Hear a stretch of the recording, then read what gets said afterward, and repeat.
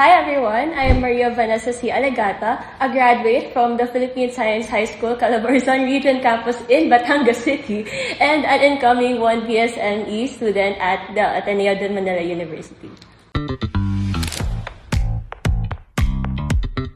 Yung tumanggap po sa akin ay 38 international offers. Oh, okay.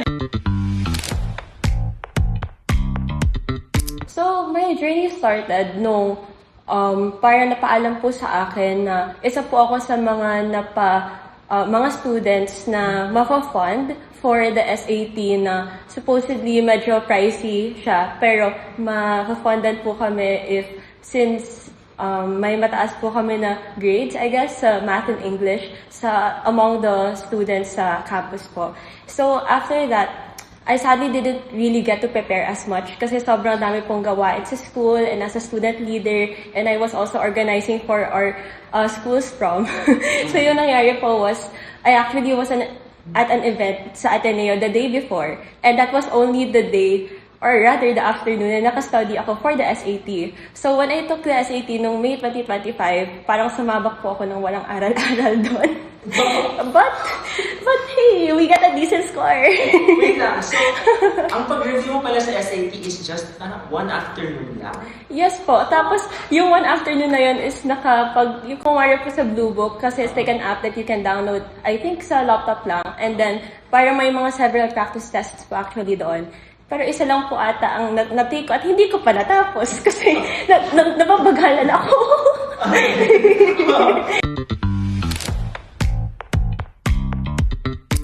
Study routine. Actually, yeah, it's very subjective, person to person. It also depends sa schedule mo po or sa gawain mo in a day. Kasi syempre, personally, I am not just a student, I'm also a student leader. And I also have to abide to all of my roles and my responsibilities. So, doon po umiikot yung araw ko. Kung wari sa isang araw ko ay sa afternoon sked is meron akong vacant for like 1 to 2 hours. So, I make most of my time to either rest, to catch up on my studies, academics, or workload ko as like sa other organizations ko or other roles ko. And then when my day ends at around 4 or 5 p.m., considering na minsan po I have meetings, I still have to catch up on some sleep and also catch up on the things that I need to do. So, parang everyday nagkakaroon po ako ng time to aral. Pero, honestly, nagkakaroon din po kasi ako ng times na mababurn out, mapapagod. So, there will be times na tutulugan ko muna yung gabi, and then I have to wake up early, let's say mga 2, 3, 4 a.m. para makapag-prepare, and then dire-diretso na po yun sa araw. To prevent burnout, I think there's no perfect recipe talaga kasi minsan po talaga magkakasabay-sabay lahat ng responsibilities mo as a student. So what I do is to parang have other kinds of leisure, like kung may it be just walking outside, walking around the campus, spending time muna with my friends until mag-curfew sa dorm, which is like 6 p.m. And then saka pa lang po ako talaga lock in sa pag-aaral kasi minsan kapag aral talaga ng aral, hindi rin po talaga pumapasok yung information na kailangan matutunan. So, yun talaga, parang socialization talaga is kung saan ko po nalalabas yung stress.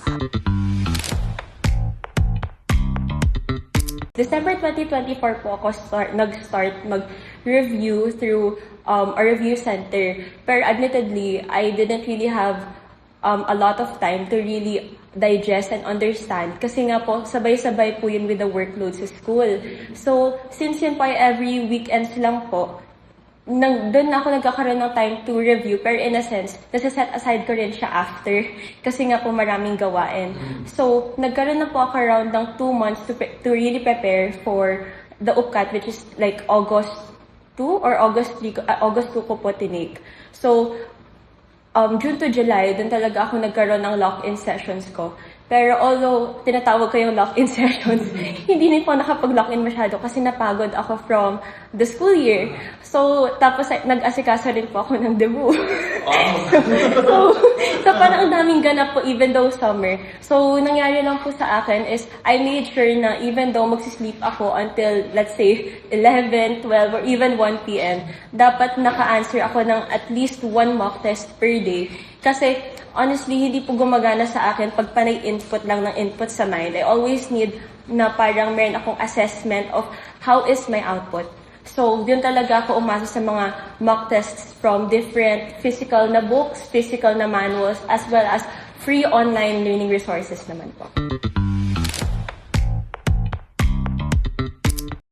Here po sa Philippines, I took the Big Four po. So, that's UP, ADMO, USTET, and DCAT. Tapos you... And DOST rin po. Tapos SAT naman po noong May 2025. Tapos you passed. Qualified, Qualified naman po sa lahat.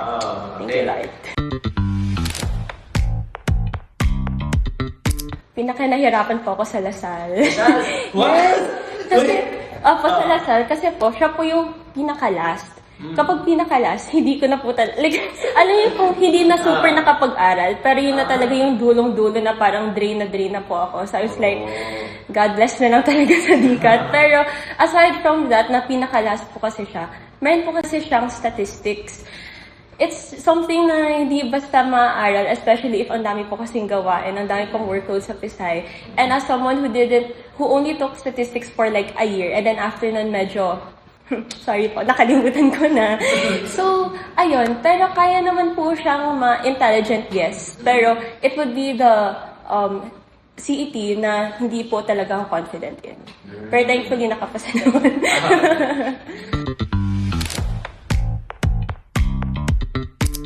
Right now po, I plan to pursue BS Management Engineering sa Ateneo po. In taking the asset, actually, it was kind of similar po talaga sa SAT. Kasi po, like the SAT, wala po siyang science. So, you really get to focus lang sa English and sa maths. Although, I can say na mas mahirap yung asset kasi mas maraming logic, mas mata-time crunch ka, mas maraming arithmetic na parang problems na maprepresent sa'yo, unlike sa SAT. Pero, in fairness naman, pagkalabas ng testing center, I can say na parang I did well naman sa asset, especially since I prepared for UPCAT well. So, dun po talaga, like, it all boils down to how I prepared for UPCAT kasi yun lang din yung na-carry over ko sa other college entrance exams ko po.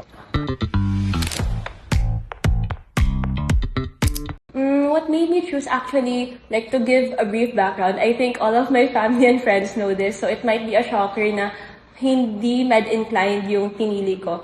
Kasi I really wanted to be a doctor since I was a kid. And thankfully, now that I'm able to achieve all of these programs like IntarMed, HomeBio, LeapMed, hindi yun yung pinili ko because I really wanted now, well, my present self wanted to pursue management engineering kasi this high school din, napaharap ako sa different opportunities or leadership opportunities outside the classroom. Like, naging IVP po ako ng Student Alliance namin, naging committee head ako ng different organizations, and nag-manage or nag-host or naging program head din po ako ng different activities sa school, as well as for community outreaches. So dun po, napansin ko na I can really branch out outside of medicine.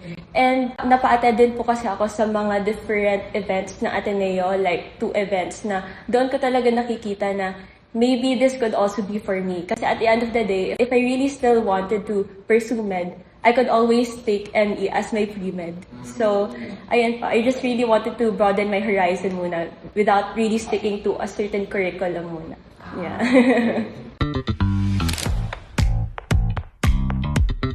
Hello sa mga juniors, hello sa mga future na sasabak at magiging anxious for 1 whole year.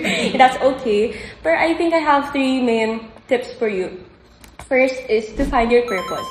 Kasi I read this quote somewhere, pretty recently lang din again, na if you really know your purpose, if you really abide to your purpose, then kahit anumang challenge, anumang burnout, anumang parang mind-boggling experience that will come your way, hindi ka mahahatak from really pursuing your purpose.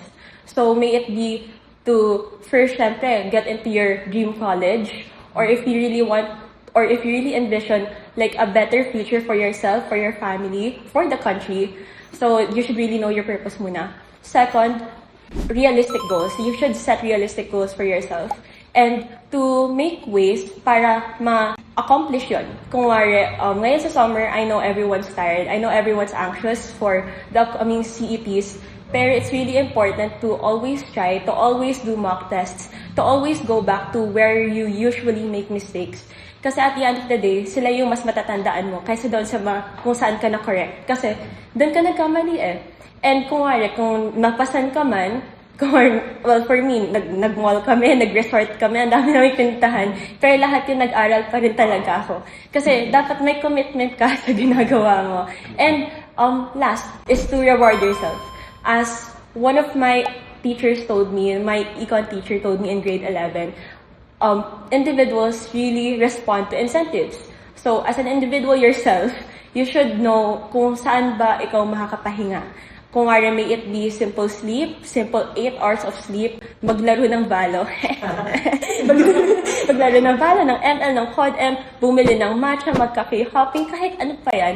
As long as you treat yourself at the end of the day or give yourself a break, that's a-okay. Para hindi ka rin ma-burnout. Kasi you have to experience this for 1 whole year. Ang dami mong pagdadaanan as a student, student leader, or ano pang mga kaganapan sa buhay. So, balance is key rin talaga. Yan. Once again, this was Maria Vanessa Cialegata, a qualifier or was offered 238 international admissions, and I hope na may natutunan kayo from my tips and experiences.